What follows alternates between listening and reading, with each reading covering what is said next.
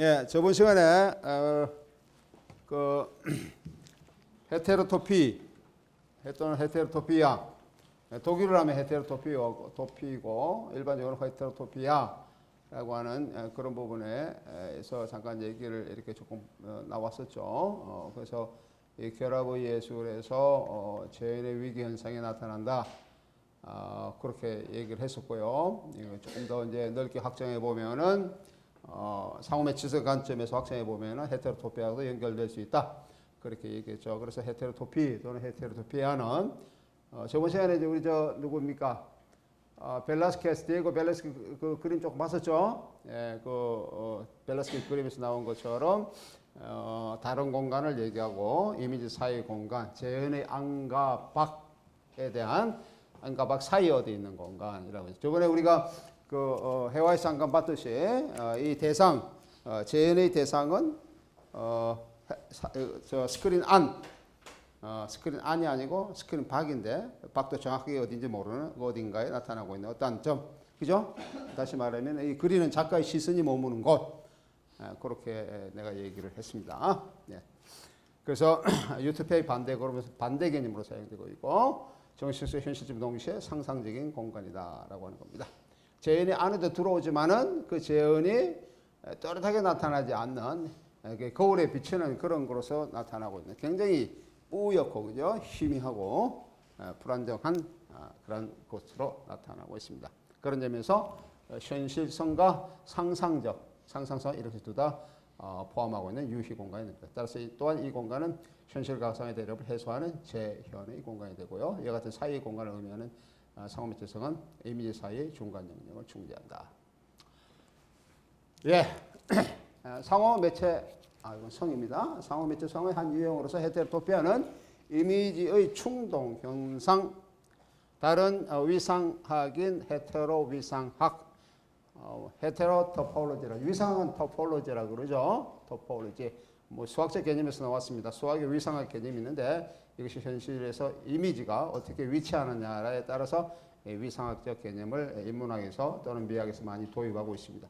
위상학으로 이런 미학적 개념을 전개하고 있는 대표적인 사람이 이 부코 같은 사람이 들 수 있고요. 또 한 사람은 자크 라칸 같은 사람을 들 수 있습니다. 자크 라칸은 이 대수법에서 나타나는 위상학을 자기의 그 이미지, 소위 말해서 무의식에서 나타나고 있는 욕망의 이미지 또는 환상 이미지 이런 것을 위상학적 관점으로 이렇게 많이 도입을 하고 있죠. 특히 자크 라칸이 이렇게 세우고 있는 커다란 그런 인류의 그런 영역, 인류의 무의식에서 나타나고 있는 영역, 그것이 우리 상상계, 상징계, 실제계 그렇게 보통 그렇게 얘기를 할 수 있죠. 영어적 표현으로서는 또 이미지너리하고 또 리얼하고 그다음에 상징계 더 심볼릭 하는 그러한 영역으로 이렇게 나타납니다. 그것도 위상학적 개념으로 우리가 이해할 수 있습니다. 그다음에 시각과 응시의 차이, 그다음에 상호 매체에서의 유의 공간, 다른 시간의 흐름, 헤테로 크로니언, 헤테로는 다르다 그렇게 얘기했고요. 크로니언은 우선 시간의 연속적인 흐름을 크로니언을 그러죠. 그래서 뭐 시간의 우리가 연속적인 그 흐름을 나타내는 연대기 그런 의미로 쓸 때도 역시 이런 용어를 사용하고 있습니다. 그다음에 상호 담론적인 성찰 이런 것들이 헤테로토피아에 나타나고 있는 그런 특성이라고 얘기를 할 수가 있어요. 다시 한번 얘기해 볼까요? 이미지 충동 현상, 다른 위상학의 헤테로 위상학, 시간과 응시의 차이, 상호 매체성의 유희 공간, 다른 시간의 흐름, 그다음에 상호 담론적인 성찰 이런 것들이 헤테로토피아에 나타나고 있다. 요거는 북고가 한 얘기입니다. 북고가 한 얘기 내가 좀 정리를 했어요. 다른 위상학은 매체학이나 연극에서도 자주 나타난다. 그렇게 얘기를 하고 있습니다. 그래서 상호 매체성의 연관수소이성, 공간의 재배열로 나타나고 있는 이 유형은 예술 공간적인 장치이론으로서 디스포지티브를 다루고 있다라고도 얘기를 할 수가 있겠죠. 디스포지티브를 다루고 있다. 이는 지도 위상으로서 작동하며 이 경우 지도는 매체적 디스포지티브를 기능한다. 디스포지티브를 기능한다 이런 뜻이죠. 디지털 예술에 제치되거나 실시간 지도 그리기 유형도 이게 해당된다. 위상적 개념으로 얘기하고 있습니다. 영국의 경우는 공간 예술적 디스포지티브의 수행성을 동반하고 있다. 특히 디지털 춤이나 연극 예술에서 분석할 수 있듯이 상호 매체성으로서의 매체 공간의 연속적 배열은 다른 공간 위상학의 변형 과정을 보여주고 있다. 상호 매체성은 어떠한 스크린 또는 제형 공간 속에서 이미지가 다른 층을 치우고 나타난다고 그렇게 했죠. 그 매체 사이 공간을 움직이기 때문에 위상학적 개념으로 이해할 수 있다라고 하는 그런 것이 이 내용이 되겠습니다. 그 디스포지티브는 일반적으로 우리 저 영화에서 보통 많이 나타나고 있죠. 영화의 포스트 모더니즘의 저 정신분석학적 그런 영화 이론라고 장르 보드리 같은 사람들 프랑스에서 많이 사용하고 있는 것이 기계적 장치 이론입니다. 기계적 장치 이론으로서 얘기하는 것이 디스포지티브죠. 다시 말해 기계적 장치 이론은 영화를 이렇게 만드는데 또는 영화적 이런 뭡니까 공간이죠. 제형 공간에서 영화에서 나타나고 있는 이런 것들은 또는 영화 제작에서 동원되거나 사용되고 있는 것들은 이 스크린 안의 내용만을 얘기하는 것이 아니고 스크린 밖도 여러 가지 요소가 존재하고 있다라고 하는 것이죠. 예를 들면 관객도 있을 수 있고 영화관도 있을 수도 있고 또는 뭡니까 이게 촬영하는 영상이 이런 것도 해당될 수가 있고요. 뭐 감독도 거기에 들어갈 수 있고 뭐 기타 등등 많은 요소들이 있습니다. 그죠? 뭐 조명이라든지 뭐 여러 가지 요소들이 있죠. 이런 것이 영화적인 넓은 의미의 시네마죠. 넓은 의미의 시네마에 미치는 영향 이런 것을 연구하는 것이 기계적 장치 이론입니다. 이 기계 장치 이론에서 이런 포스트 모더니즘 영화 이론이죠. 포스트 모더니즘 영화 이론이 이렇게 이제 차지된 것이 딥포커스 같은 이런 기법을 이제 많이 연구를 하고 있어요. 딥포커스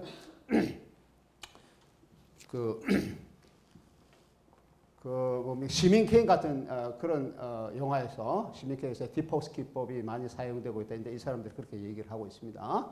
오슨 웰즈의 작품의 시민 케인 이런 데서. 그러니까 이 사람들이 찾아낸 것은 그 포스트 모더니즘 영화에서 보통 얘기하는 것이 자본주의의 그런 비판에 이 사람들이 주로 이렇게 초점을 맞추고 있기 때문에 그것이 어떻게 나타나고 있느냐라고 하는 거죠. 뭐 가장 대표적인 것이 여러분 혹시 시민 케인 봤는지 모르겠는데 가장 대표적인 것이 케인은 미국의 언론 재벌이죠. 언론 재벌로 일대기를 그린 것이 시민 케인입니다. 일대기 영화를 이렇게 제시하고 있는데 어린 시절에 그 오두막집에서 시민 케인이 어디입니까 그 창문가에서 노는 어린 아이죠. 아이 노는 장면이 있고 그다음에 이제 그 부모님들이 있고 그 부모님을 찾아온 이제 채권자들이 있습니다. 채권자들 사이에 그런 약간의 그런 논란을 다루고 있는데 그 층을 그러니까 거리감이 있죠. 시민 케인은 저 창문이니까 저 멀리 있고 부모하고 그다음에 여기 나온 채권자들은 그 사이에 위치하고 있는데 거리 속으로는 세 가지의 유형의 거리가 있습니다. 앞에 나오는 사람, 중간에 있는 위치하는 사람, 그다음에 멀리 떨어진 시민 케인. 그때 시민 케인이 이제 썰매를 타고 노는 그런 것을 보여주고 있어요. 그 가운데 딥포커스는 그 초점을 깊게 가져간다는 것이죠. 우리가 영화를 이렇게 찍을 때 어떠한 초점을 가운데 사람을 초점을 이렇게 맞추면 뒤와 앞은 조금 흐려집니다. 앞에 사람 초점 맞추면 중간하고 뒤에 사람 좀 흐려지겠죠. 하지만 딥포커스 기법은 이런 초점을 동시적으로 맞추는 기법을 얘기합니다. 동시적으로 맞추고 같이 또렷하게 보이는 그 기법이 포커스 기법이에요. 그러니까 포커스를 깊게 한다는 의미죠. 그런 기법을 사용함으로써 그런 자본주의죠. 자본주의 비판의 관점을 조금 더 선명하게 돋보이게 하는 그런 것이다. 장 르누아로에서 이 사람들 게임의 법칙 이런 영화에서 뭐 이런 것이 많이 나타난다라고 이 디스포지티브 이론을 이렇게 이론에 몰두하는 그런 사람들은 그렇게 얘기를 하고 있습니다. 이러한 사고 매체성이 에라 상호시 공개를 접근할 수 있는 연구 영역으로서는 문해미학, 영화미학, 인지미학, 기호학, 매체학 이런 것들이 있습니다. 공간이론의 관점에서 그렇게 얘기할 수 있다. 그 중에서 특히 문해미학에서 논의되고 있는 상호 텍스트성은 상호 매체성과 서로 중치된 부분을 가지고 있습니다. 다시 말하면 상호 매체성이 이미지의 다의성을 상호 매체성이 이미지 다이성을 내포하고 있다는 점에서 이러한 연관성을 찾을 수가 있습니다. 또한 어느 텍스트를 이해하는데 다른 텍스트를 알아야 한다는 것, 알아야 한다는 것이 상호 매체성이나 상호 텍스팅이 존재되고 있다는 점에서 그 연관성을 주장할 수 있습니다. 그러니까 우리가 상호 매체성이나 상호 텍스팅 얘기할 때는 어떠한 텍스트에 다른 텍스트 또는 다른 매체가 영향을 미치는 거죠. 영향을 미치고 상호 간섭하고 상호 작용하고 또는 융합하고 변형하고 이런 것인데, 그렇게 할 때는 우리가 최소한도 그 다른 텍스트도 잘 알아야 된다 이런 얘기입니다. 그러니까 여기 나오는 서로 중첩되는 부분, 그런 점에서 상호 텍스팅과 상호 매체성은 중첩되는 부분을 가지고 있고, 상호 매체성은 특히 이미지에 관심을 많이 가지고 있고, 상호 텍스트는 텍스트의 그런 상호 연관성에 대해서 많은 연관성을 가지고 있습니다. 하지만 우리가 포스트 모더니즘 관점에서 얘기해 보면은 이 둘 다 거의 같은 의미를, 같은 의미보다는 상호 텍스트가 훨씬 더 큰 맥락을 지니고 있다고 얘기를 할 수 있어요. 특히 자크 데리다 같은 상호 텍스트, 자크 데리다의 그런 상호 텍스트적 관점은 뭐 우리가 얘기하는 일반적인 텍스트, 세계 전체에 나타나는 모든 현상들 이런 걸 다 상호 텍스트성의 관점으로 이해하고 있다는 점에서 그렇습니다. 네, 이해되겠죠? 오케이. 네, 상호 텍스트와 상호의 연관성을 잠깐 보겠습니다. 상호 텍스트성과 상호 매체 연관성에 대해서 조금 살펴보도록 하겠습니다. 예술 작품이 상호 텍스트성을 보이고 있다는 것은 열린 구조의 성격을 지니고 있다라고 하죠. 열린 구조다. 예술이 열려 있다. 닫혀 있는 것이 아니다. 닫힌 구조가 아니고 열린 구조다라고. 열린 구조이기 때문에 받아들일 수용적 가능성이 나타난다 이런 뜻이겠죠. 열린 구조 속에서 예술 코드의 일전성, 이미지 연속성과 불연속성의 상호 연관성이 나타납니다. 텍스트의 한 범주로서 상호 텍스트성이라는 개념에 대한 암시는 러시아 형식주의에서 비롯합니다. 러시아 형식주의는 언어 예술이나 이미지 예술의 형식에 주목하면서 콜라주나 몽타주 이런 등으로 이루어진 다양한 예술 장르를 연구 대상으로 하고 있습니다. 그래서 러시아 형식주의는 20세기 초반에 그런 러시아의 예술 유형 형식인데, 이때는 상호 매체적인 용어를, 상호 텍스트라는 용어를 사용하지는 않았죠. 그냥 예술과 예술과의 결합, 뭐 이 정도만 이해를 한 그런 부분입니다. 그래서 이 콜라주나 몽타주 이런 것들, 특히 몽타주 같은 거는 영화에서 러시아 형식주의 영화에서는 굉장히 잘 발달되어서 전 세계적에 커다란 영향을 미친 그런 것이라고 우리가 이해할 수 있어요. 이 몽타주 보면 우리가 이 강의 첫 시간에 이런 부분에 대해서 조금 집중적으로 얘기를 했습니다. 그죠? 특히 예술 구조의 변화뿐만 아니라 코드의 변화를 야기시키는 아방가드 예술의 예술 형식의 변형이 그 대상이 되고 있습니다. 매체 이지설 연구하는 콜라주나 몽타주는 이미지의 불연속적인 유의를 넘어서는 것으로서 상징적인 형식으로 상호 텍스트뿐만 아니라 상호 매체성을 이루게 된다. 이 콜라주, 몽타주 이런 것도 다 형식적인 개념이다라고 하는 것이죠. 형식적인 개념입니다. 원래 형식주의, 포르말리즘은 형식주의라고 하는 철학의 한 유형이 있습니다. 포르말리즘이 어디서 나타났냐면은 우리가 철학적으로 얘기한다 그러면은 독일에서 이렇게 형식주의가 이렇게 강하게 드러나고 있는데, 칸트의 관념론에 대한 18세기 칸트의 관념론에 대한 그런 비판으로서 이런 형식주의가 나타났고, 형식주의 그런 흐름이 이런 이미지와 연관되다 보니까 19세기 말 20세기 초에 우리가 흔히 얘기해서 문의 우리가 뭐라 그러죠? 문화학이라고 그러죠. 독일로 하면 쿨투비셔샤프트라고 그럽니다.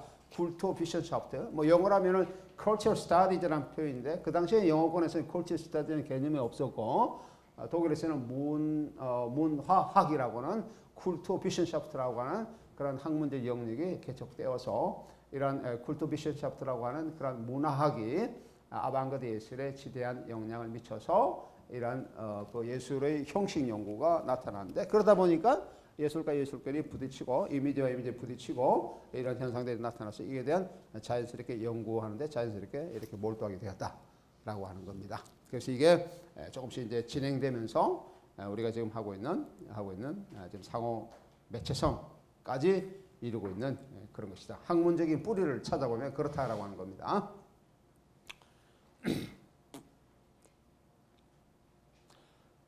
러시아 형식주의와 구조제를 잠깐 보겠습니다. 러시아 형식주의와 거의 같은 시기에 태동한 소시에르, 페르난드 소시에르죠. 기후학은 구조주의를 태동시키게 됩니다. 이 사람이 소시에르는 책을 한 권 썼죠. 일반 언어학 강의라고 하는 그런 책인데요. 일반 언어학 강의라고 하는 그런 뭐 책 제목은 굉장히 일반적입니다. 말 그대로 단순한 일반적인데 이게 책이 1916년에 쓰여진 책인데 이 책이 미친 파급력, 학문적 파급력은 그 다음에 일어났던 1917년에 일어났던 역사적 사건이 러시아 혁명입니다. 볼셰비키 혁명해가지고 제정 러시아가 무너지고 이른바 레닌의 볼셰비키즘이죠. 레닌의 공산주의가 독일에 러시아에서 소련에서 그 당시 소련이죠. 소련에서 이렇게 이제 나타나게 되는데 1년 차이밖에 안 돼요. 이 책이 쓰여지는 거하고 러시아 혁명이 나타나고 있는 횟수는 1년밖에 안 되는데 그 파급력은 러시아 혁명이 이른바 공산주의죠. 공산주의 혁명이 전 세계에 미친 영향 아직까지도 있습니다. 아직까지도 뭐 북한 같은 경우는 뭐 전통적인 스탈린주의에 이렇게 이제 몰두하고 있는 나라인데 그 영향이 거의 대등할 정도다라고 이렇게 얘기를 하고 있습니다. 책 한 권의 이러한 영향이 소시를 가진 책 한 권의 영향이 러시아 혁명과 거의 같은 전 세계에 미친 그런 영향이 거의 같은 그런 의미를 지닌다라고 그렇게 얘기를 하고 있습니다. 어떤 점에서 그러냐 그러면은 이 소시엘의 일반 강의학 이론이 여기 나오는 기후학 이론이죠. 이 기후학 이론이 이른바 러시아 구조주의를 통해서 이른바 구조주의가 태동하게 되는데 결정적인 그런 이론적 단초를 제공하게 되는 것이죠. 그 구조주의는 러시아 구조주의뿐만 아니고 1930년대 초, 1930 초에 그 체코 구조주의를 태동시킵니다. 체코 구조주의 로만 야콥슨을 중심으로 한 유명한 그런 그 학자들이 체코 구조주의를 형성하고 있었어요. 물론 로만 야콥슨은 러시아 구조주의에서 넘어간 사람이죠. 그래서 체코에 가서 체코의 구조주의를 태동시키고 그렇게 나타나게 됩니다. 그것이 또 한편으로는 미국으로 가지고 이른바 블룸필드 학파라고 하는 학파를 조성했죠. 역시 구조주의 학파입니다. 체코 구조주의는 우리나라하고도 연관을 지니고 있어요. 체코 구조주의의 학자 중에 하나가 트로베츠코이라고 하는 학자가 있는데 그 학자가 우리나라 언어 한글을 연구를 한 사람입니다. 아마 학문적으로 연구를 한 외국에서 학문적으로 우리나라 언어를 연구한 최초의 사람이 아닐까 나는 그렇게 생각하고 있어요. 그 사람이 뭘 연구했냐 그러면은 우리나라 언어의 한글이죠. 한글에 그 뭐라 그럴까요? 그 좌우 모음에 대한 이른바 좌우 모음에 대한 그런 최소 단위의 의미를 포넴이라 그러는데 포넴에 대해서 연구를 했습니다. 포넴에 관한 연구를 포놀로기라 그러고 의문학이라 그런 얘기를 해요. 포놀로지. 독일어는 포놀로기라 그러고 영어로는 포놀로지라 그런 표현을 쓰는데 포놀로지 연구를 하게 됩니다. 그 포놀로지 연구에서 나온 그런 결과가 뭐냐 그러면은 우리나라에 R과 L과 R의 구별이 없다 이런 것을 그 사람들이 밝게 됩니다. 우리는 리얼로 쓰는데 리얼 뭐 R도 리얼이고 L도 리얼이고 이런 거 있죠. 그 다음에 파이럼과 순음하고 이런 차이가 별로 없다. 그렇다 치면 B니, P니, V니, F니 이게 구별이 잘 안 된다는 겁니다. 그렇죠? 우리는 부산도 B로 쓰고 빅토르, 승리도 V, V도 B고 뭐 다 대부분 다 B로 씁니다. 그죠? 그런 표현들. F 발음이 잘 안 돼요. 우리는 F 명확한 구분이 안 됩니다. 패밀리 뭐 이런 거는 프레쉬 이런 것도 구분이 잘 안 돼요. 뭐 어떤 후레쉬를 쓰기도 하고 어떤 데 뭐 프레쉬를 쓰기도 하고 이런 구분 이런 것을 트로베츠코이가 학문적으로 밝혀냅니다. 우리나라 언어에 상당히 조금 대단하죠. 그런 거. 그게 1933년에 트로베츠코이라고 하는 사람이 자기 책에서 그 한글에 대한 연구가 나타납니다. 그리고 또한 뭡니까? 그다음에 영어라면 G와 또 뭐가 해당되죠? D와 T의 구분이 안 되고 D와 T 대군지, 태군지 이런 명확한 구분이 없고 그다음에 G와 K 그 구분이 그렇게 명확하게 없다. 이런 얘기를 합니다. G와 K는 뭐가 있을까요? 뭐 강주인지 쾅주인지 영어로 표현하면은 K로 쓰는지 G로 쓰는지 이런 말이 그런 자음의 그런 구분이 명확하지 않다라고. 그걸 우리가 지금 현재도 겪고 있는 그런 우리가 외려 포기하는데 아직까지도 우리가 겪고 있는 어려움입니다. 이런 것을 1933년에 34년도에 내가 기억하기에는 1934년도입니다. 내가 독일에서 공부할 때 어떤 레포트 독일은 레포트를 많이 써요. 여러분보다 훨씬 많이 씁니다. 나도 레포트를 엄청나게 많이 썼어요. 그 레포트를 쓰면 책을 막 뒤져야 되는데 책을 막 뒤다 보니까 이제 내가 우연히 그 사람의 책을 한번 이렇게 그 내용을 볼 필요가 있어야 하다 보니까 그걸 내가 우연히 찾았어요. 우연히 그런 내용이 있더라고요. 그런 내용이 있는 걸 찾아가지고 그걸 내가 한번 레포트에 좀 그 부분을 써낸 기억이 납니다. 그래서 내가 그 책을 아주 한국이라서 그 사람 이름 아직까지 기억하고 있어요. 트로츠코이라고 하는 그런 사람인데 그런 것을 찾아내고 있습니다. 그것이 이제 체코 구주주의가 또 영향을 미친 것이 프랑스의 구주주의죠. 프랑스의 구주주의. 이 프랑스 구주주의가 조금씩 발전하면서 포스트 모더니즘 같이 맞물려서 발전하면서 이른바 포스트 구주주의로 이렇게 발전을 합니다. 포스트 구주주의라고 하는 것은 뿌리가 그렇게 된다 이런 뜻이에요. 언어뿐만 아니라 여기 보면은 임의의 기호를 이루고 있는 기표와 기의는 임의의 기호를 이루고 있는 기표와 기의는 정의의 양면처럼 통합체를 이루기 때문에 둘로 나눌 수 없다는 소시엘의 기호 이론에서 어느 기호는 이러한 통합체로서 실체가 아니라 형식이다라고 하는 거죠. 이것도 형식 이론입니다. 구주주의도 형식 이론이에요. 포스트 구주주의도 형식 이론이죠. 네, 형식 이론이다. 어느 뿐만 아니라 모든 사물이 기의와 기표로 이루어진다는 이 이론은 형식에 관한 이론이므로 코드화되는 것에 따라서 어떤 의미도 접근할 수 있다. 있는 것으로서 의미적 걸 위해 사물의 종류나 유형을 구별하는 것이 별 가치가 없음을 제시하고 있습니다. 그러니까 우리가 형식이 있으면 내용은 그렇게 큰 의미를 지니지 않는다라는 거죠. 뭐 예를 들면 컵은 형식 개념이죠. 컵. 거기에 물이 담으면 물컵이 되고 우유가 담으면 우유컵이 되고 술이 담으면 술컵이 되고 무슨 주스가 하면 주스컵이 되고 이런 식이 되는 거예요. 그죠? 그러니까 형식 개념은 내용에 그렇게 크다란 의미를 부여하지는 않습니다. 물론 내용적으로 규정할 것은 규정을 할 수가 있지만은 형식 개념이 그런 일반적인 그런 것을 다 포함하고 있다라고 하는 뜻입니다. 이러한 의미 접근 과정에서 이러한 의미 접근 과정에서 구주주의는 러시아 형식주의 같이 일반적 언어 또는 보편적 코드를 추구하고 있습니다. 이러한 보편성 내지는 일반성의 추구, 이게 이제 형식주의들이 보통 많이 접근하는 것이 이러한 보편성의 일반성입니다. 보편성의 일반성. 이 추구는 러시아 문화 교학자인 미하일 박신이죠. 미하일 박신에서도 나타나고 있습니다. 이 미하일 박신은 러시아 사람입니다. 그 러시아 문화 교학자라고 얘기를 할 수가 있습니다.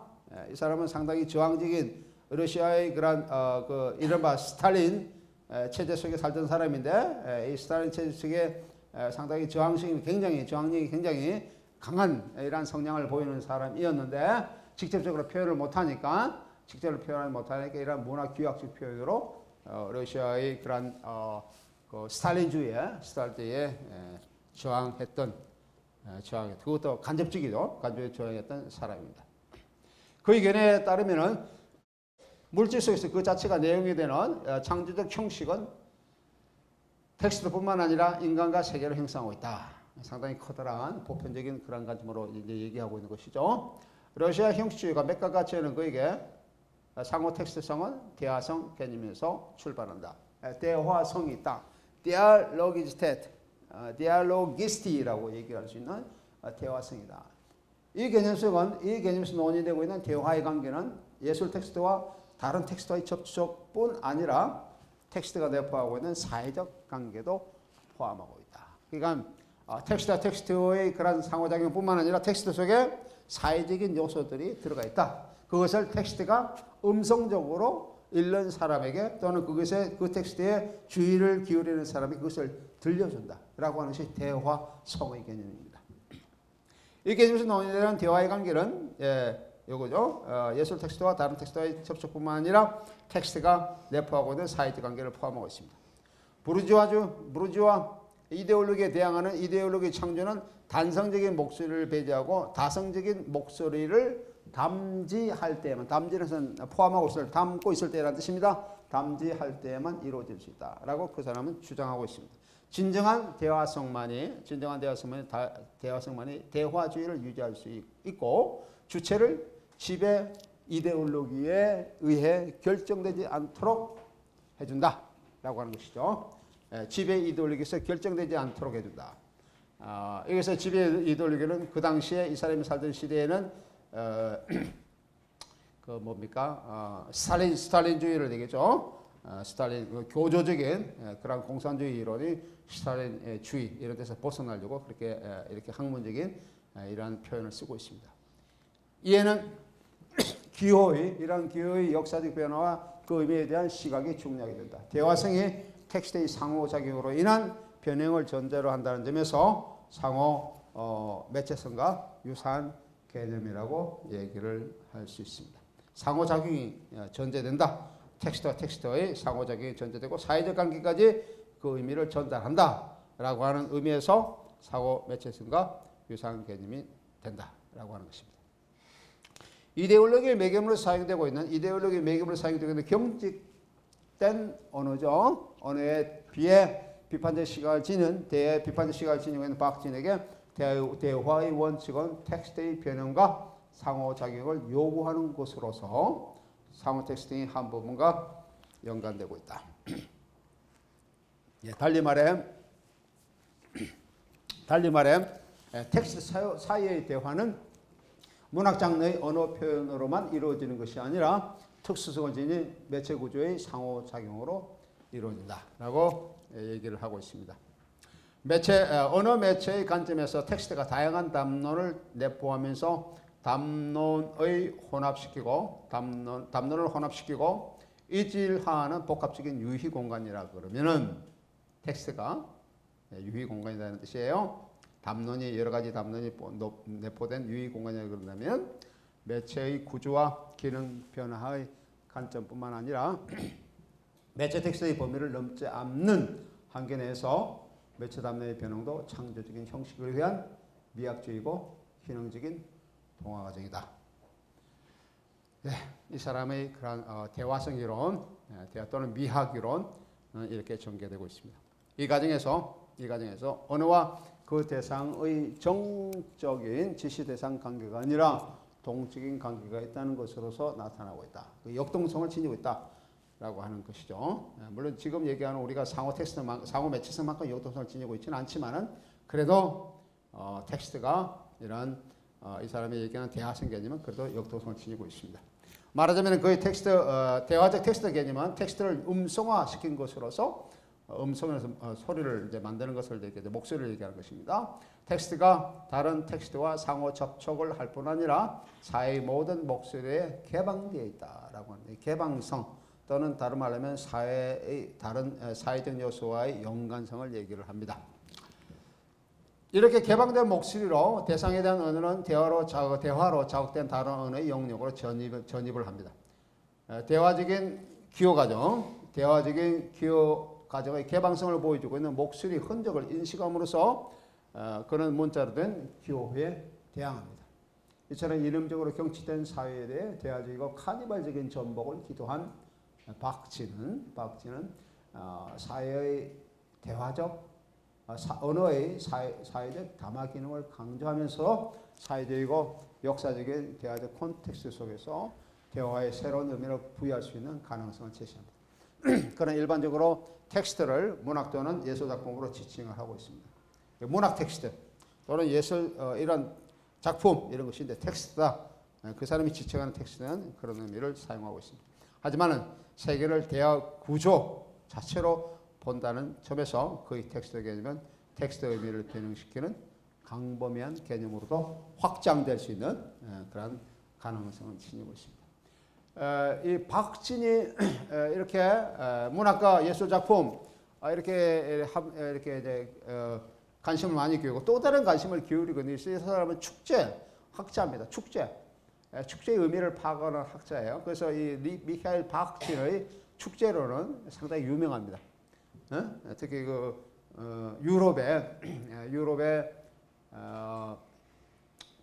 그 캐톨릭이죠. 유럽에 여러분들 유럽 가보면 유럽의 국경일 또 우리나라처럼 국경일이 많이 있는데 유럽의 국경일들을 보면은 대부분 다 캐톨릭 그런 절기의 국경일들이에요. 우리는 같이 쉬고 있는 뭐 크리스마스라든지 뭐 부활절이라든지 뭐 성령 감령절이라든지 뭐 기타 등등 이러한 여러 가지의 절기들이 있습니다. 이런 그 절기들 이제 주로 이제 캐톨릭죠. 이런 그런 축제일과 겹치는데 캐톨릭에서 보통 이 축제일을 보면 보통 이제 행사를 많이 하죠. 일반적으로 우리가 얘기하는 축제의 근원이기도 합니다. 뭐 가장 중량보다 가장 커다란 행사 중에 하나가 뭐 사육제 행사 이런 것들은 뭐 굉장히 화려하게 하죠. 사육제 화려하게 그런 것이 나타나고 있습니다. 이런 것이 축제가 어떤 의미를 지니고 사회적 의미를 지니고 이게 축제에 관한 그런 텍스트들 이런 것들이 그 시대의 어떤 목소리로 우리한테 또 들려주고 있는 다른 어떤 의미를 들려주고 있는가라고 하는데 이 사람은 상당히 몰두를 하고 있는 사람입니다. 크리스테바 조금 더 이제 우리가 좀 가까이 와서 크리스테바의 상호 텍스트 이제 이 사람은 저 프랑스 한어는 아닙니다만은 그 활동은 줄리아 크리스테바인데 이제 여성 이런 학자인데 프랑스에서 이렇게 활동을 해가지고 우리 흔히 얘기해서 그 프랑스 구주주의에서 그 포스트 구주주의로 이렇게 진입하는데 또는 연결을 하는데 상당히 귀한 그런 사람입니다. 크리스토의 상호 텍스트, 이 사람이 직접적으로 상호 텍스트라는 용어를 사용한 사람이죠. 포스트 모더니즘 텍스트의 구성 원칙인 상호 텍스트는 근원적으로 러시아 구성주의까지 올라가는 문학 이론입니다. 상호 텍스트는 모더니즘의 영화에서도 부분적으로 보이지만은 포스트 모더니즘 영화에서는 더욱 광범위한 층에서 빈번하게 나타나고 있습니다. 이건 뭐 영화를 내가 예를 들면 영화뿐만 아니죠. 여러 가지에서 그렇게 나타나고 있습니다. 포스트 모더니즘 영화에서 상호 텍스트는 전통적인 서사 방식을 중단시키는 기능을 합니다. 전통적으로 이렇게 서사가 이렇게 흘러가는데 모더니즘의 그런 서사 이론들은 커다란 어떤 사건들이 큰 줄기로서 이렇게 흘러가죠. 하지만 상호 텍스트성은 열린 형식으로서 다른 텍스트를 이렇게 수용하죠. 상호작용, 상호 간섭, 융합, 복합 뭐 이런 작용하기 때문에 내 텍스트가 다른 텍스트의 내용이 흘러 들어오게 되는 거죠. 그렇기 때문에 서사가 중단된다라고 하는 것입니다. 중단되면서 다시 이어나가는 다른 방향으로 또는 다른 의미로 이어나가는 그런 기능을 합니다. 즉 모더니즘에서의 상호 텍스트성에서 모더니즘에서의 상호 텍스트에서 전통적인 인간계의 서사 연결고리는 고급 예술과 영화사를 주장하고 있지만은 포스트 모더니즘 영화에서의 상호 텍스트성은 고급 예술보다는 대중문화와의 텍스트 연관성을 자주 보여주고 있습니다. 포스트 모더니즘에서 상호 텍스트가 자주 나타나는 이유는 텍스트의 의미 방출이, 텍스트의 의미 창출이 전통적인 의미의 저자에서 독자나 관객에게로 전이되고 있음을 분명히 보여주고 있습니다. 다양한 다른 텍스트를 직접적으로 또는 간접적으로 인용하는 것은 명시적으로 또는 암묵적으로 암시하는 것에 이루어지는 상호 텍스트성은 주로 주제, 모티브, 대화 등과 같은 내용에 있어서 뿐만 아니라 음악이나 이미지 또는 드라마 트루기와 같은 예술 형식에서도 두드러지게 나타납니다. 상호 텍스트는 암시적으로 나타날 수도 있고 묵시적으로 나타날 수 있다라는 것이죠. 암시적으로 나타날 때는 명시적으로 나타날 때 있고 묵시적으로 나타날 때는 있다 그렇게 얘기할 수 있는데 명시적으로 나타나면 분명히 이렇게 뚜렷하게 표가 나서 나타나는 것을 얘기하죠. 명시적이라는 것은 눈에 보이게 나타나는 기법은 예를 들면 인용하는 기법이 있습니다. 그죠? 다운피스 인용해서 아니면 또 누가 이렇게 얘기했다라고 하는 것, 그 사람의 책이라든지 또 어떤 책이라든지 또 어떤 뭐에 대한 어떤 영향이라든지 이것을 뚜렷하게 밝히는 경우 이때는 우리는 명시적인 상호 텍스트성이라고 얘기를 할 수 있습니다. 인용하면은 뭐 인용해도 뭐 밑에다 각주에다가 누구누구 어디서 며칠째 인용했다든지 그렇게 하는 기법을 얘기합니다. 그렇지 않고도 또 다른 기법이 있습니다. 묵시주거라는 것이 있죠. 또는 암시주거라는 것은 일반 독자들이 그러니까 일반적인 이런 문외한들은 잘 알지는 못하지만 그게 일반적으로 그 영역의 그 분야의 전문가, 이른바 비평가 정도 수준 있는 사람은 그 내용을 알 수 있는 그런 것을 우리는 그런 것이 들어가 있을 때 우리는 암시주는 묵시적인 그러한 상호 텍스트성이라고 얘기를 할 수가 있습니다. 일반적으로 미학 이론 또는 우리가 독자 이론 또는 뭐 독서 비평 이론 이렇게 얘기할 때 독자 또는 우리가 또 매체 얘기할 때 관객 이런 개념으로 사용됐던 그 사람은 일반적인 그런 문외한적인 또는 교육을 받지 않는 그런 사람을 의미하는 것이 아니고 상당히 높은 수준의 전문가를 의미를 하죠. 그렇기 때문에 이제 이런 얘기를 할 수가 있는 겁니다. 또는 뭐 명시적인 것은 뭐 모토 같은 것은 상당히 명시적이죠. 모토 앞에 어떤 글에 또는 어떤 작품에 나는 뭐 이거 어떤 사람이 글을 쓰든지 어떤 사람이 경구를 쓰든지 또는 그 사람이 얘기했을 때 이런 것들은 명시적인 상호 텍스트성의 관점을 보여주고 있습니다. 또한 상호 텍스트성은 또한 상호 텍스트성은 장르나 등장인물뿐만 아니라 카메라 기법 등에서 자주 나타나고 있습니다. 특히 인용과 암시는 원작의 본래의 의미를 그대로 가져오거나 또는 아이러니, 주석, 비평 또는 역사적 의미가 담긴 알레고리 형식으로 원형하는 경우도 적지가 않습니다. 포스트 모던 영화에서 상호 텍스트는 직접적이고 또는 간접적인 인용, 회상, 명시 또는 묵시적인 암시, 치환, 포뮤테이션을 얘기하죠. 치환 이런 것으로서 나타나게 된다. 회상, 뭐 기억하는 이런 장면들, 어떤 작품이라든지 어떤 사람의 생각이라든지 어떤 작품의 내용이라든지 등등 이런 것을 회상 이런 것들 다 상호 텍스트성의 영역에 포함된다 라고 하는 것입니다. 어떤 작품을 가져오거나 아이러니로 나타내거나 뭐 이렇게 표현하는 거다. 또 주석을 달거나 비평을 하거나 또는 역사의 의미가 다른 알레고리 형식으로 이렇게 다시 수용하는 경우 원형 빌어서 사용하는 것을 원형이라고 그러죠. 원형하는 경우 이런 것들이 대부분 다 상호 텍스트의 관점에서 이해할 수가 있다라고 하는 것입니다. 상당히 광범위합니다.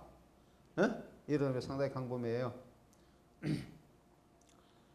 우리 수용 미학 독일하면 레셉션스 에스테틱이라고 그러는데 1970년 말에 독일의 그 콘스탄츠 대학에서 이루어진 하나의 그 이론이 수용 미학 이론이라고 있습니다. 콘스탄츠 대학에서 이것이 학문적으로 이렇게 완성됐다는 의미에서 그것을 우리는 콘스탄츠 학파라 그럽니다. 우리가 그 비판 이론을 때 프랑크푸르트 학파라는 이유가 프랑크푸르트 학파라고 부르는 이유가 프랑크푸르트 대학의 사회학과에서 이루어졌기 때문에 프랑크푸르트 대학의 사회 연구소라고 하죠. 소셜 포르싱, 인스티튜트 피어 소셜 포르싱이라고 하는 사회 연구소입니다. 사회 연구소에서 이루어졌기 때문에 우리는 그 프랑크푸르트 학파라고 그렇게 얘기해요. 그래서 수용 미학도 콘스탄츠 대학에서 이루어졌기 때문에 콘스탄츠 학파라고 그렇게 얘기합니다. 콘스탄츠는 독일도 우리나라처럼 좀 길쭉하죠. 우리처럼 길쭉한데 독일의 좌측에 있는 그런 한 주, 우리나라에 해당되면 전라남도에 정도 해당되는 주입니다.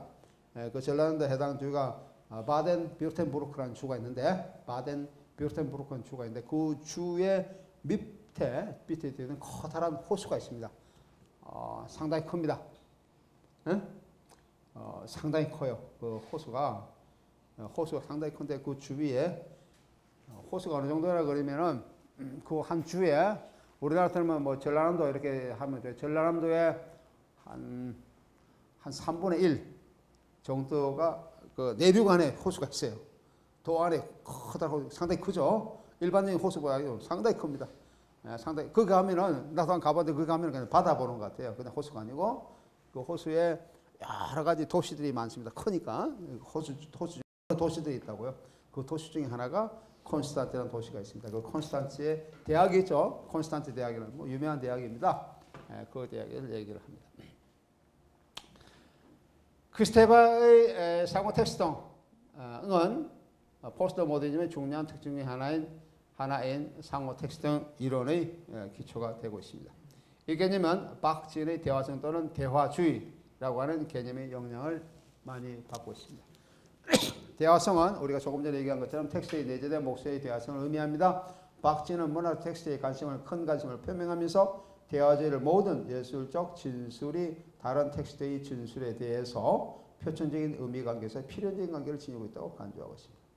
이에 반해 크리스테바는 텍스트를 언어와의 작업이라는 실용적인 개념으로 보기 때문에 모든 텍스트를 대상으로 삼고 있습니다.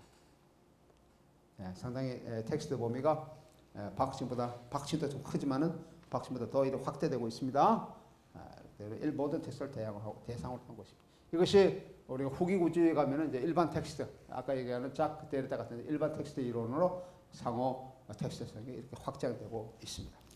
즉 문화의 일반적인 기호학 내에서 모든 것이 텍스트로 이루어진다. 그러니까 문화와의 작동이 이루어지고 있는 기호적 의미를 지니고 있다 그러면 그게 전부 다 텍스트의 개념으로 나타나고 있다. 상당히 광범위하게 얘기하고 봅니다. 이 이론을 모두 텍스트가 열려있다는 개방성에서 출발하고 있습니다.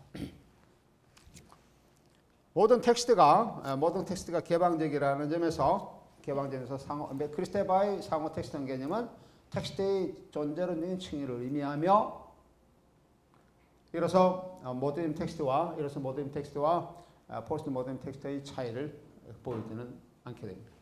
하지만 미국 및 유럽의 구조주에서 이 개념을 강령적으로 수용하면서 차이를 보이고 있습니다. 특히 개별적인 텍스트를 해석하면서 각자 작가의 의도된 tek스트가 독자가 인지하게 되는 관점을 주목하기 때문에 그렇게 나타나고 있습니다.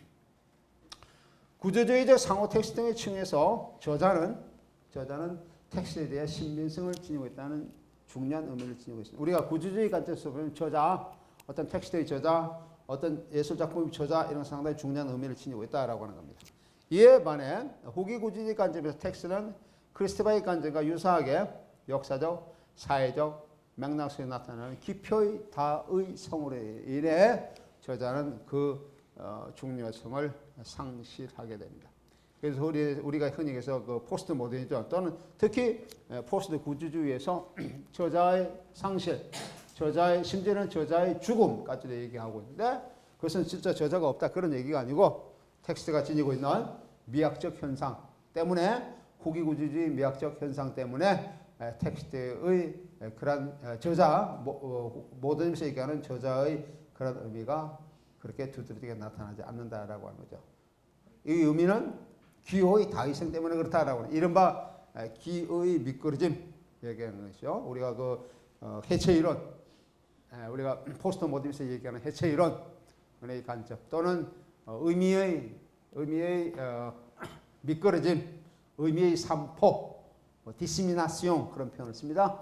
의미의 산포 이런 것에서 나타나기 때문에 이런 현상을 얘기를 할 수 있습니다. 포스트 모더니즘에서 기표 자체도 뚜렷하게 나타나지 않죠. 포스트 모더니즘에서 뚜렷하게 나타나지 않습니다. 기표 완전히 떠다니는 이러한 부표 같은 부표가 뭔지 압니까? 여러분 낚시하는 사람은 몰수기에 흔들리기 때문에 뭐 어디가 들어가 이제 그 표 해놓는 거 있죠? 그런 거 또는 뭐 바닷가에 뭐 이렇게 뭐 뛰어놀 때 그 표시하는 그 부표라고 그렇게 되고 그 부표가 흔들리면서 파도치면 들어갔다 나오다 하는 것처럼 포스트 모더니즘의 그런 기표도 그렇게 나타난다라고 하는 의미가 되겠습니다. 제러드 제네트라고 하는 사람이 있습니다. 제러드 제네트 여러분들 혹시 그 서사 이론에 뭐 문학이라든지 또는 영화라든지 이런 서사 이론에 관심을 갖는 사람은 이 사람을 한번 만나게 됩니다. 제러드 제네트라는 사람을 만나게 돼요. 이 사람은 서사 이론가, 서사학자입니다. 제러드 제네트는 팔렘프세스트라고 하는 책을 썼어요. 팔렘프세스트라는 책에서 크리스테바의 상호 텍스트 등을 보다 넓은 의미의 텍스트인 트랜스 텍스트성으로 그렇게 이해를 하고 있습니다. 제러드 제네트 팔렘프세스트라는 책에서 그렇게 얘기했다. 팔람세스라는 거, 이게 우리나라 번역하기로, 한마디로 번역하기 좀 어려워요. 팔람세스라는 혹시 그런 용어를 들어본 사람 있습니까? 없어요? 팔람세스는 이전에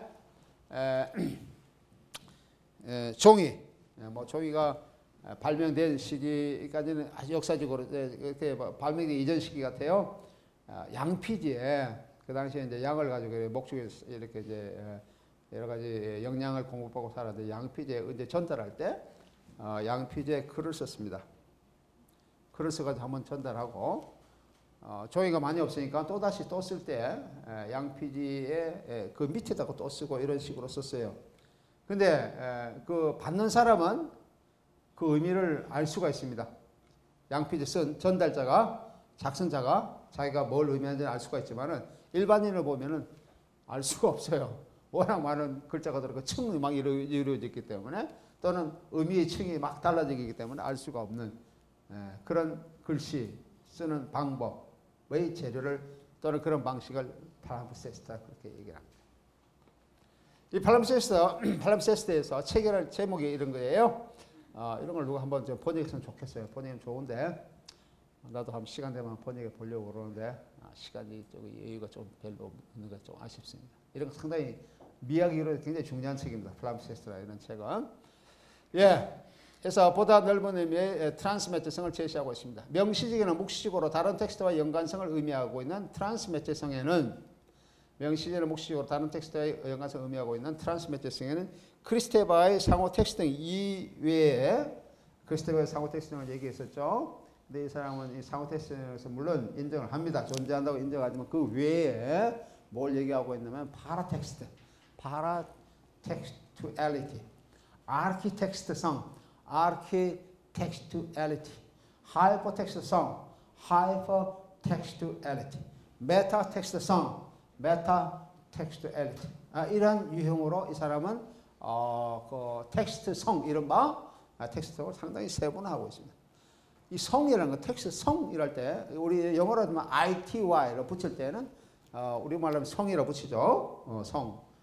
독일하면 어미에서 테트가 붙습니다. 근데 영어에서는 ITY가 붙는데 이 성이라는 것은 어떤 특성, 성량, 특질 이런 것을 얘기합니다. 그래서 이게 상호 텍스트성은 텍스트가 서로 상호 작용하는 성향을 지닌 것을 상호 텍스트성이라고 나머지 다 같은 의미로 사용할 수 있다라고. 상당히 텍스트가 많죠. 여러 가지 성어로 이렇게 구분하고 있습니다. 여러분 하이퍼텍스트는 뭐 여러분들 요 중에서는 아마 하이퍼텍스트는 좀 많이 들어본 것 같아요. 하이퍼텍스트는 우리 하이퍼텍스트 여러분 들어봤었죠? 우리가 컴퓨터 문학에서 하이퍼텍스트 이런 얘기는 자주 이렇게 들어본 것 같습니다. 근데 나머지는 그렇게 많이 들어본 것 같지는 않을 것 같아요. 자, 하나씩 조금씩 보겠습니다. 의미는 우선 파라텍스트성 이렇게 얘기했는데 파라텍스투얼리티를 그렇게 했는데 파라텍스트성은 텍스트와 그 텍스트를 포함하고 있는 파라텍스트와의 관련성. 텍스트는 원래의 의미의 텍스트가 있고 또 다른 텍스트를 의미를 지니고 있는 파라텍스트 존재한다라고 하는 겁니다. 그런데 텍스트와 파라텍스트와 어떠한 관계를 이루느냐라고 하는 것에 관한 것이 파라텍스트성입니다라고 하는 겁니다. 뭐가 있습니까? 파라텍스트에 속하는 것은 뭐가 있죠? 제목, 텍스트, 제목 있죠? 제목은 텍스트에 포함되지는 않습니다. 하지만은 텍스트 전체와 한 부분을 이루고 있습니다. 부제목, 책 커버, 헌정사, 헌정사, 오마주 이런 걸 얘기하고 있죠. 머릿말, 보통 머릿말 쓰죠. 머릿말, 후기도 쓰기도 합니다. 후기, 어떨 때는 각주를 달기도 합니다. 각주도 하는 거. 각주는 원래 쓰는 사람이 원본을 쓰는 사람이 각주를 달 수도 있고 안 달 수도 있고 하지만은 보다 그 원본에 또 다른 해석을 하는 사람은 보통 각주를 보통 다는 경우가 많이 있습니다. 그런데 나중에 사람이 원본을 얘기하고도 그 사람이 각주를 단 것을 또 해석한 것을 또 다시 참고를 할 때 그때는 파라텍스트성이 이루어진다라고 합니다. 화보, 그림 같은 거 이런 거 막 들어가죠. 화보, 독자에 대한 암시 등 이런 것들은 파라텍스트성의 범주에 속합니다. 이것도 상당히 넓죠. 그죠? 예, 파라텍스트성도 상당히 범위가 넓습니다. 이런 것들을 파라텍스트라 그런다 이 말이죠. 예, 뭐 제목, 부제목, 책, 커버 뭐 이런 것들 이런 범주들이 파라텍스트라 그렇게 얘기한다 이런 뜻입니다. 텍스트가 있고 파라텍스트가 있다. 예. 그다음에 아키텍스트는 텍스트 스스로가 이미 예술 장르에 속하고 있음을 보여주고 있는 것을 얘기합니다. 하나의 예술 장르, 텍스트 그 자체가 하나의 예술 장르를 형성하고 있다. 텍스트 아키라는 것은 근원적인 것, 뭐 이런 것을 얘기하고 있죠. 그런 것을 얘기를 합니다. 메타 텍스트, 뭐 이런 것, 아키텍스트성은 어떠한 시대를 대표하는 작품들은 요 영역에 속한다고 볼 수가 있습니다. 예를 들면 뭐 낭만주의 대표 작품, 뭐 고전주의 대표 작품, 뭐 이런 것을 우리가 어떤 하나를 고를 때, 예를 들면 뭐 고전주의 같으면 뭐 괴테 작품들은 뭐 대부분의 괴테 작품들이 하나의 그 파라텍스트성을 이렇게 파라가 아니고 미안합니다. 아키텍스트성을 이렇게 지니고 있다라고 합니다. 메타텍스트는 다른 텍스트에 대한 명식이나 암식인 비평으로서 텍스트에 대한 텍스트를 얘기합니다. 다른 텍스트에 어떤 비평을 가한 텍스트, 텍스트에 관한 텍스트를 얘기하겠죠. 이런 것들은 메타텍스트가 되겠습니다. 어떤 텍스트에 비평을 한 아주 대표적인 텍스트, 이런 것은 이게 메타텍스트라고 해요. 뭐 예를 들면 뭐 동양권에서 공자가 원본이라는 텍스트가 있는데 공자 뭐 해석, 공자 주해석 뭐 이렇게 할 때 그 후대 사람들이 공자를 읽어봐 잘 모르겠는데 공자 주해석 읽어보니까 뭐 조금 이해를 하겠더라. 그렇게 할 때 공자 주해석은 여기에 나오는 메타텍스트에 들어간다 이런 얘기입니다. 그리고 하이퍼텍스트는 원 텍스트에서 전이되거나 변형되거나 또는 확장되는 텍스트를 의미한다. 이거는 우리가 흔히 해서 하이퍼텍스트 개념에서 많이 이해할 수 있는 부분. 뭐 이런 부분들로 제너트가 나누고 있다라고 합니다. 이건 이해되겠죠? 텍스트 유형은 이렇게 많이 이제 나타나고 있다. 이 중에서 특히 주제가 되는 상호 텍스트성에서 저자의 상실로 인해서 텍스트의 주체는 분산되어 그 정체성을 보여주지 못하게 됩니다. 이로 인해 저자가 텍스트에 영향을 미치는 것은 소멸하게 된다라고 하는 것이죠. 저자의 역할은 다만 텍스트의 상호작용을 위한 열린 공간을 마련해 주는 것이다. 저자의 역할은 다만 텍스트의 상호작용을 위한 열린 공간을 마련해 줍니다. 그러니까 텍스트는 저자의 산물이 아니라 이런 의미에서 텍스트는 저자의 산물이 아니라 텍스트의 상호작용으로 인한 생산성이 된다. 이렇기 때문에 이제 저자의 죽음, 소멸까지 얘기할 수 있는 겁니다. 즉 저자가 생산성 또는 창자성을 만들어내는 것이 아니라 텍스트 그 자체가 이를 수행한다는 것을 얘기합니다. 이는 크리스테바 자신이 언급한 바와 같이 텍스트와 언어의 관계가 재분배적이다 라고 하는 것이고 텍스트는 다른 텍스트와의 치환으로 인한 상호 텍스트성을 이루고 있다 라고 하는 것을 얘기합니다. 네. 아까 얘기하는 크리스테바 조금 더 얘기해 볼까요? 전위적인 이론가인 크리스테바. 이 사람은 상당히 책 제목도 여러 가지 책을 많이 썼어요. 근데 도발적인 뭐 책 제목이 하나 있습니다. 예를 들면 블랙선 이런 것도 아주 도발적인 책 제목이에요. 책 제목이 검은 태양이에요. 검은 태양. 이런 거. 전위적 이론가인 크리스테바가 텍스트에 관심을 가진 것은 1960년 말에 문학 내지는 문학 비평의 위기 현상과도 깊은 관련을 지니고 있습니다. 그녀가 속해 있는 후기구주의 이론 잡지인 텔켈, 아까 잠깐 얘기했죠? 텔켈이라고 하는 것은 텍스트를 어느 책의 기능으로서가 아니라 행위로서 간주하면서 텍스트의 위기에서 벗어나고자 하고 있습니다. 텔켈 그룹은 많은 후기구주의 이론가들이 막스주의 또는 마오주의, 마오쩌둥을 얘기합니다. 라캉의 정신 분석의 관점, 보드리의 장치 이론 등 다양한 포스트 이론을 대변하고 있습니다. 아까 내가 장르의 보드리 잠깐 얘기했었죠. 포스트 모더니즘의 정신 분석학적 영화 이론, 이것도 이제 텔켈 그룹에 포함되고 있습니다. 그들에게 텍스트는 구조적 형상이 아니라 사회를 변혁시키는 데 기여할 수 있는 기본적인 이데올로기 무기가 됩니다. 텍스트는 사회를 변하는 이 사람들이 여기에 나오는 뭡니까? 막스주의에 경도된 사람들이 사회 변혁 이런 데 상당히 관심이 많아요. 사회 변혁. 그래서 이런 것도 미학 이론을 사회 변혁에 어떻게 이렇게 기여할 수 있느냐, 텍스트가 어떻게 기여할 수 있느냐라는 의미에서 이데올로기 무기로 사용하고 있다라는 뜻입니다. 이 그룹의 이론가들에게 있어 이 그룹의 이론가에 있어 모든 텍스트는 열려 있고 저자와 독자의 관계는 단절되고 있습니다. 이와 부응되게 크리스테바의 텍스트 개념도 작품과는 일치하지 않습니다. 그녀의 상호 텍스트 개념은 문학 비평에서 다루는 텍스트의 위기를 극복하는 대응 전략으로 이해할 수 있습니다. 이러한 텍스트 개념은 영화에서도 확장되어 적용할 수가 있습니다. 크리스테바는 텍스트를 크게 보아서 두 종류로 나누고 있습니다. 하나는 제노 텍스트라고 하는 것이고, 제노, 탄생, 기원 이런 의미를 지니고 있죠. 다른 하나는 페노 텍스트라는 겁니다. 페노는 페놀리지라는 뜻에서 현상, 현상을 의미하는 것입니다. 기원과 현상을 의미하는 각각 적도의 의미를 지니고 있습니다. 이 개념은 영어에도 적용될 수 있습니다. 제너 텍스트는 의사소통 언어의 내적인 구조의 변형으로 의미가 생성되는 층을 얘기합니다. 이에 반해 페노 텍스트는 그러한 생산 과정의 유동성이 완성되어 나타나는 층을 의미합니다. 제너 텍스트는 한정된 구조가 아니라 무한적으로 의미하는 과정입니다. 즉 지시 대상 텍스트인 제너 텍스트는 무한적으로 의미하는 과정이 현상학적으로 나타나고 있는 형식 체계이고, 또한 텍스트 언어의 가공의 결과인 페노 텍스트에 각각 나타나는 제너 텍스트의 요소들이 서로 연관성을 맺을 때 상호 텍스팅이 이루어진다. 그러니까 제너 텍스트의 요소가 페노 텍스트의 요소와 상호 연관성이 이루어 나타날 때, 그때 이게 나타난 것처럼 상호 텍스트성이 나타난다. 이렇게 이해하면 되겠죠. 제너 텍스트라고 볼 수 있는 영화나 페노 텍스트입니다. 이 현상적으로 나타나는 사람을 얘기합니다. 페노 텍스트라고 볼 수 있는 영화나 문학작품 또는 다른 예술작품에 있는 인용, 모토, 회상, 암시 등 다른 텍스트 요소가 서로 의미 연관성을 맺을 때 상호 텍스팅이 이루어진다는 것입니다.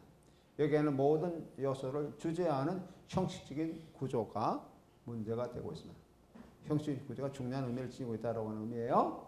이 과정에서 텍스트와 독자 내지는 관객의 상호작용이 존재가 됩니다. 독자 또는 관객, 영화 같으면 독자, 영화 같으면 관객, 텍스트, 문학작품 같으면 독자, 이런 가와의 상호작용이 중요하다라고 하는 것입니다. 이것도 결국 누가 이것을 이렇게 작용하느냐는 수용자 의미죠. 수용자 의미이기 때문에 독자 내지는 관객이 중요한 의미를 지니고 있습니다. 이런 점에서 상호 텍스트적인 읽기에 있어서 상호 텍스트성의 읽기에 있어 페노 텍스트가 생성된 조건을 재고생하는 페노 텍스트가 생성된 조건을 재고생해 보는 것과 단어들 간의 상호작용의 대화성을 파악해 보는 것이 중요하게 됩니다. 그러나 영화의 상호 텍스트성은 기호체계적 관점의 상호 텍스트성의 한 부분입니다. 이는 일반적이며 보편적인 텍스트인 사회문화 속에서 영화를 내재화시킴으로써 상이한 텍스트의 배열을 특수화시킨 것으로서 이해할 수가 있습니다. 텍스트의 주체의 포기로 인해서 텍스트 그 자체는 응집력 있는 의미 단위가 아니게 됩니다. 그러므로 지시 대상 텍스트인 제노 텍스트는 사회적 억압 가공에서 가공되어 그 의미 생산이 표면화된 페노 텍스트의 전환으로 요구되고 있습니다. 영화 텍스트의 인용이나 넌지시 빗대기, allusion이라고 그러죠. allusion에서 나타나고 있는 것처럼 지시 대상 텍스트인 제노 텍스트는 환기된 텍스트인 페노 텍스트로 전환되는 것입니다. 이 전환이 창조적으로 이루어질 때 텍스트의 생산성이 나타나게 됩니다. 이처럼 한 사회에서 인임적이며 언어적인 구조물인 페노 텍스트와 실제적인 역사의 총체로서 이해되는 제노 텍스트와의 접촉이 현대적 의미의 텍스트로서의 끊임없는 도전적인 생산성을 이루게 되는 것입니다. 이러한 관점에서 역사의 혁명적 변화를 요구하는 텔켈 그룹의 이론적 배경도 엿볼 수가 있습니다. 도전적인 생산성이라고 얘기할 수 있는데 이 도전적인 생산성 또는 사회 변혁을 요구하는 생산성이라고도 얘기할 수 있습니다. 이 생산성은 텍스트의 저항적 의미를 지니고 있으며 이를 위해 외인적인 언어가 아니라 내포적인 텍스트를 지향하는 그런 경향을 지니게 됩니다. 의미 생산 과정의 유동성이 완성된 작품으로서 페노 텍스트인 영화는 의사소통 언어가 내적인 구조의 변형을 통해 의미를 생산하는 역사의 총체로서의 제노 텍스트와 접촉하고 있습니다. 그 포스트 모더니즘 층에서 상호 텍스트성은 전례의 의미에서 탈영토화 또는 데리다의 의미에서의 의미 해체 이런 관계와도 연관을 지니고 있습니다. 상당히 깊은 연관을 지니고 있죠. 상당히 유사성의 의미를 지니고 있습니다. 상호 텍스트성의 관점이 텍스트의 연관성이 들레디가 얘기하고는 탈영토와 재영토화, 그죠? 탈영토와 재영토화, 데테토라이제이션 또는 뭐 리데토라이제이션 뭐 그렇게 얘기할 수 있고 의미 해체 이런 것도 상당히 깊은 연관을 지니게 된다라고 하는 것이죠. 그래서 이제 우리가 이렇게 얘기했고 이런 관점을 우리가 실제로 한번 영어에 적용해 보는 그런 것을 조금 한번 보려고 그래요. 이런 걸 우리가 영어에 한번 적용해 봤을 때 이 이론을 상호 텍스트 이론을 영어에 적용해 봤을 때 어떻게 나타나느냐라고 하는 것을 한번 보려고 그럽니다. 그 하나의 예로서 제시한 것이 우리 여러분 우리 포스트 모던 영화매와 우리가 여기 다 있는 내용입니다. 그런 내용인데 한 예로서 보면은 포스트 모던 영화의 한 예로서 영화의 상호 텍스트를 두드려 보여주기에는 허버트 로스의 영화 카사블랑카에 다시 한번 1972년도입니다. 이건 아마 여러 군데 안 봤을 거예요. 카사블랑카에 다시 한번. 원제목을 하면은 Play it again, Sam이라는 뜻입니다. Play it again이라는 것은 다시 한번 연주해 보세요라는 뜻이죠. Sam이라는 것은 그 카사블랑카라고 하는 그 처음의 영화. 여기 처음 영화가 이 원본 텍스트로 기여하는 것이 마이클 커티제의 영화 카사블랑카라고 하는 1942년도 영화가 있습니다. 이 영화에 보면은 샘이라고 하는 영화의 카페라고 하는 이제 오늘 시간에 대해서 다음 시간에 내가 영화를 보면서 구체적으로 얘기하고 있는데 그 카페 리기라고 하는 주인공의 카페에서 이렇게 일을 하는 그런 음악 연주자 반주자 이 사람 흑인입니다. 흑인이 이름이 샘이에요. 샘한테 잉그리드 버그만이라고 하는 그 시대 1940년 시대에 미국의 아주 뭡니까 아주 최고하는 여배우가 있어요. 잉그리드 버그만. 다음 시간에 아마 영화에 등장할 겁니다. 그 버그만이 그 샘한테 요청하는 그런 내용이 상당히 중심적인 그 대사 의미를 지니고 있습니다. Play it again, Sam 이라는 뜻입니다. 샘 그 노래를 다시 한번 연주해 주세요라고 하는 그런 내용이에요. 여기에 대해서는 다음 시간에 보도록 하겠습니다. 그만.